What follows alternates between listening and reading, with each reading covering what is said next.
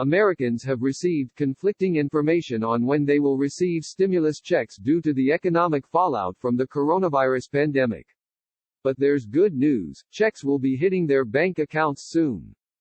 The first wave of $1,200 stimulus payments is on track to be paid the week of April 13, according to Lisa Green-Lewis, a certified public accountant at TurboTax. The government is prioritizing the first few waves of payments in the coming weeks toward low-income Americans and Social Security beneficiaries, Green-Lewis says.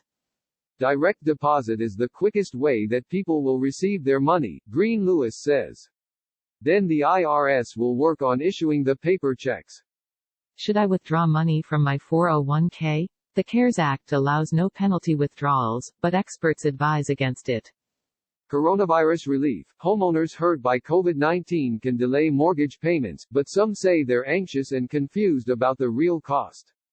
Some Americans were confused following conflicting reports from different corners of the government in recent weeks. The IRS said at the end of March stimulus payments would start being distributed within 3 weeks. Shortly afterward, Treasury Secretary Steven Mnuchin said on April 2 the first stimulus payments would arrive in some taxpayers' accounts via direct deposit within 2 weeks. Then Larry Kudlow, senior economic advisor to President Donald Trump, said this week that checks could go out this week or next. Others have said they could have come as early as April 9. The IRS didn't immediately respond to requests for comment. About 80% of Americans are eligible to receive a stimulus payment, according to the IRS. Cash will be distributed by the agency, so Americans who have received prior tax refunds via direct deposit will get rebate checks faster than those waiting on paper checks.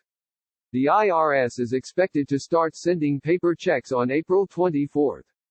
Most U.S. adults with a Social Security number will receive a payment, as long as they aren't claimed as dependents by someone else. If you don't have direct deposit, a check will be mailed to the address on file. If you haven't set up direct deposit with the IRS, you can register through an online portal the agency expects to open soon. If your address has changed, you can notify the IRS by mailing a 8822 change of address form or call the IRS to report your new address. It may take time to process change of address forms in the next few weeks, so experts suggest calling. The emergency stimulus checks could be as much as $1,200 per person, $2,400 for married couples filing taxes jointly, and $500 per dependent child. Income amounts for the payments made this year are based on 2019 tax returns, or 2018 tax returns for people who haven't filed their 2019 return yet. Those who are eligible for relief payments don't have to do anything to get it, and if they filed a 2018 or 2019 tax return with direct deposit information on it, the money will be deposited there when the IRS issues payments. Social Security income recipients don't need to file a return to get their stimulus payment. It will be calculated based on information from their SSA 1099 Social Security Benefit Statement for 2019 or RRB 1099 Social Security Equivalent Benefit Statement and deposited by the IRS. Low-income Americans on Social Security who don't file a return are still eligible, says Dina Pyron, financial services partner and global tax chat leader at Ernst & Young. As long as they receive a SSA 1099 form, the IRS knows where to find them since they have their address or pay them the way they receive Social Security.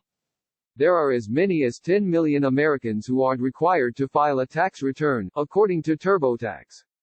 In an effort to help, the tax prep software company launched a free stimulus registration product in partnership with the IRS that will allow those who aren't required to file a tax return to register with the IRS to get their stimulus money.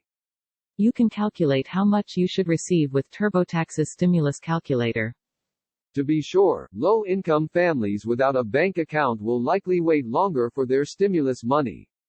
While only 6% of people in the U.S. don't have a bank account, according to data from U.S. Financial Health Pulse, those who make less than $30,000 a year have an unbanked rate of 17%, or about 12 million people. Once again, the greatest burdens will be shouldered by the most vulnerable among us, when instead we should be doing everything to give them a leg up. Jennifer Tescher, President and CEO of Financial Health Network, a nonprofit authority on consumer financial health, said in a note.